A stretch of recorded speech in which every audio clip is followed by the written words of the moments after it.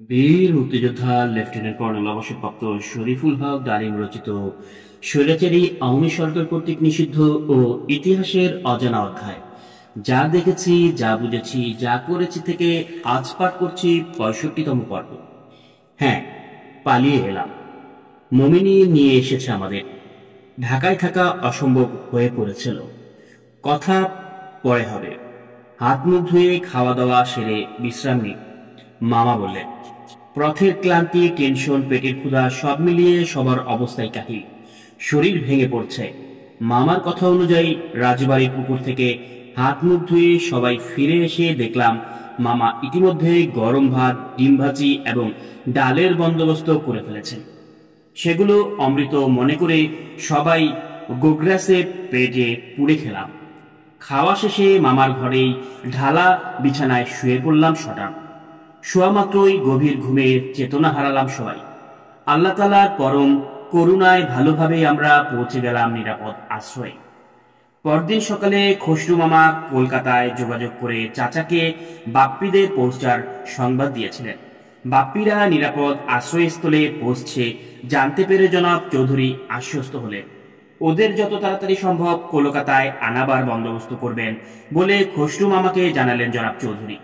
৪-৫ দিনের মধ্যে প্লেনে করে বাপ্পিদের কলকাতায় যাবার ব্যবস্থা হয়ে গেল। সেই পর্যায়ে বাপ্পি খালাম্মাকে জানালো সে কলকাতায় যাবে না।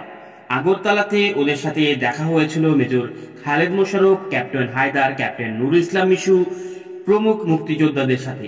তাদের কাছে থেকে বাপ্পি জানতে পারে স্বপন, বদি ওরা সব তখনও মেঘালয় ক্যাম্পে প্রশিক্ষণ নিচ্ছে। বাপ্পি ঠিক করলো সেও মেলাঘর গিয়ে ওদের সাথে ক্যাম্পে যোগ দেবে।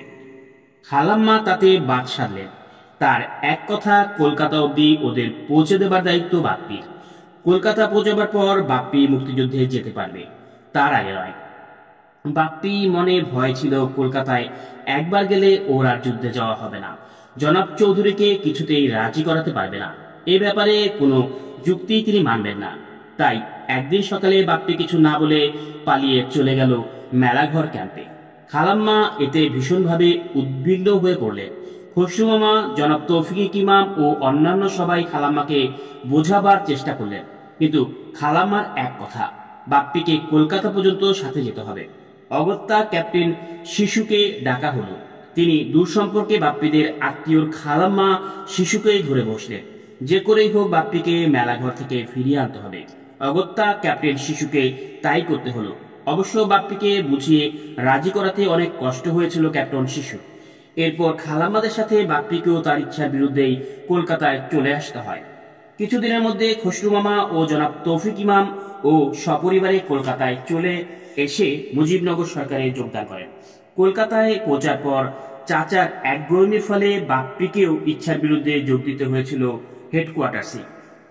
বাপ্পিদের গল্প শুনে সেদিন আমার বিদায় নিয়ে ফিরে আসছিলাম ৫৮ নম্বর বালিগঞ্জে। সেখানে পৌঁছে দেখি কর্নেল ওসমানী তখন পর্যন্ত ফেরেনি। রাত ৯টার দিকে ফিরে এলেন তিনি। আমরা একসাথে ডিনার করলাম। ডিনার শেষে আমাদের নিয়ে বসলেন তিনি। সর্বপ্রথম কিভাবে স্বাধীনতা যুদ্ধ শুরু হলো এবং শুরু থেকে কি অবস্থায় রয়েছে যুদ্ধ বর্তমানে, সেসব বিষয়ে বিশদ বিবরণ দিলেন কর্নেল ওসমানী। তিনি শুরু করলেন, তোমাদের মনে রাখতে হবে ২৫শে মার্চের পাক হানাদার বাহিনীর বর্বরোচিত আক্রমণের পর ২৬শে মার্চ থেকে শত্রুর বিরুদ্ধে প্রতিরোধ সংগ্রামে প্রথম ঝাঁপিয়ে পড়েছিল ইস্ট বেঙ্গল রেজিমেন্টের বাঙালি সৈনিক, প্রাক্তন ইপিআর, আনসার, মুজাহিদ ও সশস্ত্র পুলিশ বাহিনীর বীর জওয়ানরা। ২৬-২৭ মার্চ মেজর জিয়ার স্বাধীনতার ঘোষণায় সাড়া দিয়ে বীর জওয়ানদের সঙ্গে স্বতঃস্ফূর্তভাবে এসে যোগ দিয়েছিল ছাত্র, যুবক এবং আপামর জনসাধারণ। সর্বপ্রথম যুদ্ধ হয় নিয়মিত পদ্ধতিতে, আর এই পদ্ধতিতে যুদ্ধ চলতে থাকে মে মাস পর্যন্ত। শত্রুকে ছাউনিতে যথাসম্ভব আবদ্ধ রাখা এবং যোগাযোগের কেন্দ্রসমূহে তাদের কবজা করতে না দেওয়ার জন্য নিয়মিত বাহিনীর পদ্ধতিতে যুদ্ধ করা হচ্ছিল। নীতি গ্রহণ করা হয়েছিল, যত বেশি বাধা সৃষ্টি করা যায় তা সৃষ্টি করা হবে। যে সমস্ত ন্যাচারাল অবস্ট্যাকল রয়েছে তা রক্ষা করতে হবে। সাথে সাথে শত্রুর প্রান্তভাগে এবং যোগাযোগের পথে আঘাত হানতে হবে। মূলত এটাই ছিল নিয়মিত বাহিনীর রণকৌশল।